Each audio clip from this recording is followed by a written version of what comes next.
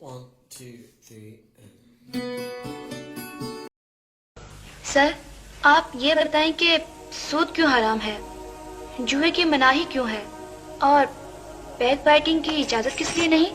بس یہ حکم ہے کلثوم بی بی، اور حکم کے لیے کوئی دلیل نہیں ہوتی۔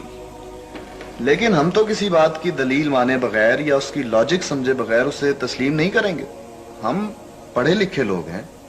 دیکھو، کسی کمرے میں تمہارے جیسے علوم جدیدہ کے ماہر اور اس شہر کے بڑے بڑے دانشور جمع اور بڑی باریک فلسفوں میں گفتگو کر رہے ہیں، اور ایک انجینئر ہانپتے کانپتے آئے اور کہے اٹھو، بھاگو بھاگو، یہ بلڈنگ گر جاتی ہے، تو سب اٹھ کر بھاگ جاؤ گے اور تم میں سے کوئی بھی دلیل یا ریزن نہیں مانگے گا۔ لیکن سر یہ تو ٹھیک ہے، مگر اگر کوئی ڈاکٹر دوا تجویز کر دے تو بلا ہیرو حجت اسے استعمال کرنا شروع کر دے، کیونکہ وہ اس علم کا ماہر ہے، اس کے تقاضوں کو جانتا ہے۔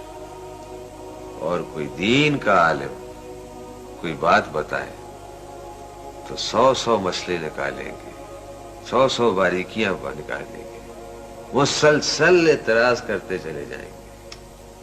مولویوں کی بات کیسے مان لے سر؟ ان کے تو آپس کے اختلاف ہی ختم نہیں ہوتے، اب کس کی مانے اور کس کی نہ مانے۔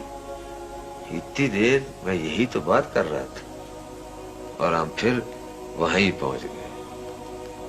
دیکھو بی بی، اختلاف کہاں نہیں ہے اور کس میں نہیں ہے۔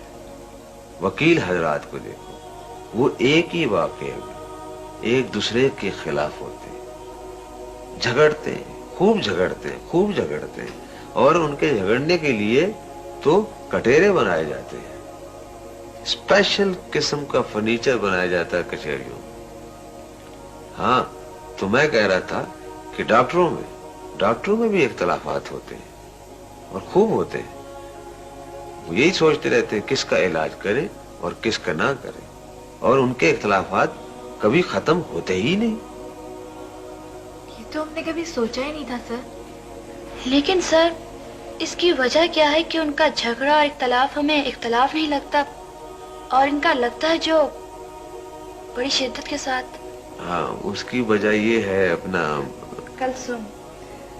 وجہ اس کی یہ ہے کلثوم بی بی کہ جو بات کسی کو کہنی ہوتی ہے اور اس کی ضرورت محسوس کی جاتی ہے، اس کے خلاف اور ناخلاف کی پرواہ نہیں کی جاتی۔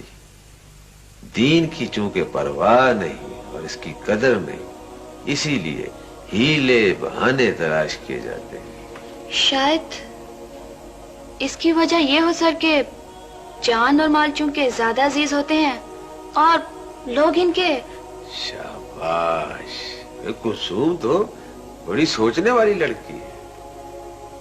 بات یہ ہے کلثوم کہ جس قدر مال اور جان عزیز ہوتے ہیں، اگر ایمان بھی ایسا ہی عزیز ہو تو علاج کی فکر کی جائے، پہلو بچانے کے لیے پھر کسی قسم کا بہانہ تلاش نہ کیا جائے۔